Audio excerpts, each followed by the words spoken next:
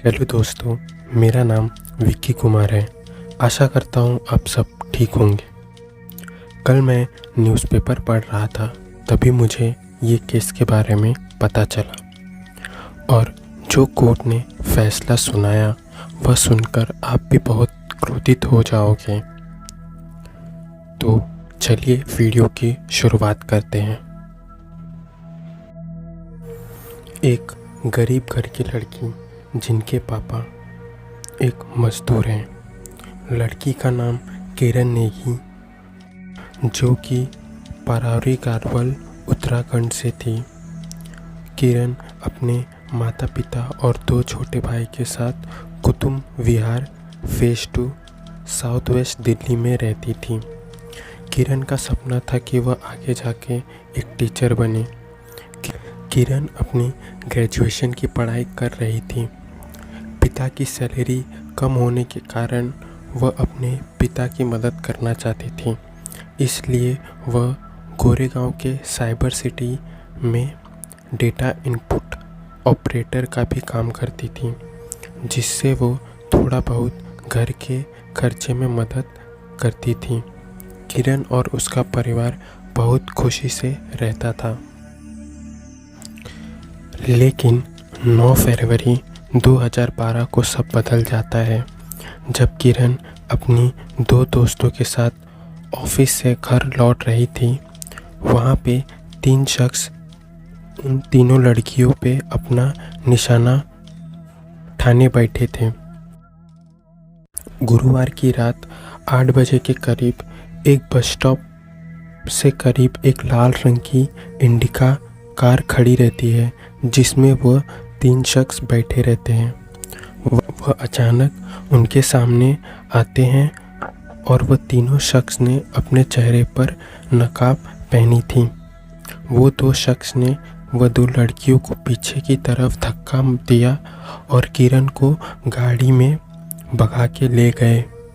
वो 2 लड़कियों ने कार की नंबर देखने को चाहा, लेकिन उन्होंने वह गाड़ी की नंबर प्लेट भी हटा चुके थे।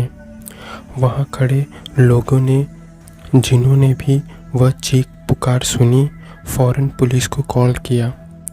पुलिस कुछ देर बाद घटना स्थान पे पहुंची और वहाँ के आमने सामने वाले एरिया को हर गाड़ी की चेकिंग करने को कहा। वह जो 3 किडनैपर थे, उनका नाम राहुल, उम्र 26 साल, रवि और विनोद, जिनकी मात्र उम्र 22 साल की थी, और यह तीनों अभी जेल से बेल पे निकले थे।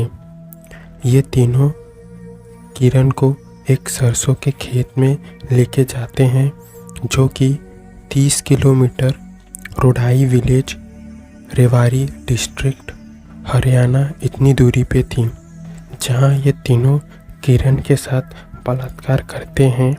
उसके बाद उसकी आंखों में एसिड डाल देते हैं और उसके प्राइवेट पार्ट में बॉटल घुसा देते हैं। वहाँ पे किरण मदद की गुहार लगा रही थी, लेकिन उसकी मदद करने वाला वहाँ पे कोई नहीं था। फिर यह तीनों उसको मरने के लिए वहाँ पे छोड़ देते हैं, लेकिन किरण बहुत हिम्मत दिखाती है।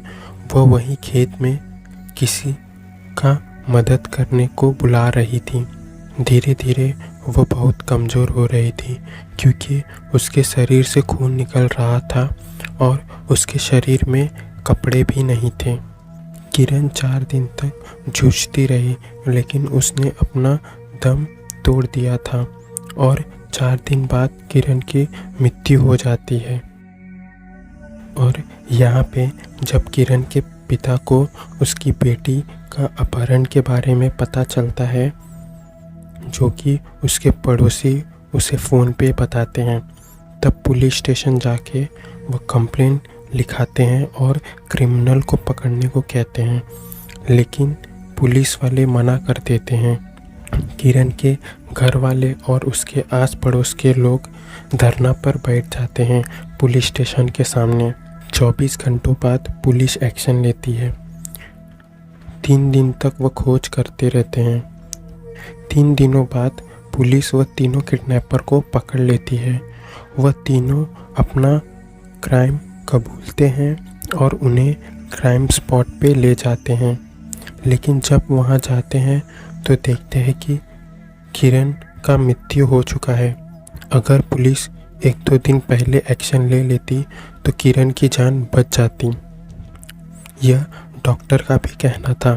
यह केस निर्भया केस से कुछ महीने पहले हुआ था, लेकिन मीडिया ने तभी सारा अटेंशन निर्भया केस को दिया था। यहाँ पे किरण की फैमिली के साथ उनके आस पड़ोस खूब सहायता दे रहे थे, लेकिन उनके साथ कोई सिस्टम सपोर्ट नहीं दे रहा था। 2014 में दिल्ली कोर्ट तीनों व्यक्तियों को गुनहगार मानती है और किरण नेगी के बलात्कार करने के जुर्म में फांसी की सज़ा सुनाई जाती है। लेकिन हमारे यहाँ जिन्हें फांसी की सज़ा होती है उन्हें मर्सी पिटीशन डाल सकते हैं। मर्सी पिटीशन इसलिए डाला जाता है कि जिसे फांसी की सज़ा मिली हो उसकी सज़ा फांसी की सज़ा छोड़कर उसे उम्र कैद की सज़ा मिल जाए। लेकिन हर अपराधी इसका गलत इस्तेमाल करता है, जाकि कोर्ट की ऑर्डर में देरी बनी रही। हरदम एक व्यक्ति सुप्रीम कोर्ट में मर्सी पिटीशन डालता था ताकि यह केस और आगे बढ़ जाए। ये तीनों का मर्सी पिटीशन हरदम रिजेक्ट होता था और यहाँ तक प्रेसिडेंट ने भी इनका मर्सी पिटीशन भी रिजेक्ट कर दिया था। लेकिन 7 नवंबर 2022 सुप्रीम कोर्ट से यह वर्डिक्ट आता है कि यह तीनों अपराधी को रिहा किया जाता है। किरण की मां का कहना है कि हम अपनी बेटी को वापस नहीं ला सकते, लेकिन हमारी सिर्फ एक ही मांग है कि अपराधियों को फांसी की सज़ा मिले। आज किरण की फैमिली यह केस से खूब लड़ रही है, लेकिन यह सिस्टम और सरकार कोई भी आगे नहीं आ रहा है सपोर्ट करने के लिए। आप कमेंट में मुझे बता सकते हैं कि यह केस में सबसे ज़्यादा गलती किसकी है और हमारे सिस्टम में क्या प्रॉब्लम है जो रेपिस्ट लोग को आज भी फांसी की सज़ा नहीं मिलती। आपका मैं धन्यवाद करता हूँ कि आपने यह वीडियो यहाँ तक देखा। अगर ऐसा केस के रिलेटेड और वीडियो देखना चाहते हैं तो चैनल को सब्सक्राइब करें, वीडियो को शेयर करें कि और लोगों को यह केस के बारे में पता चले। आपका धन्यवाद।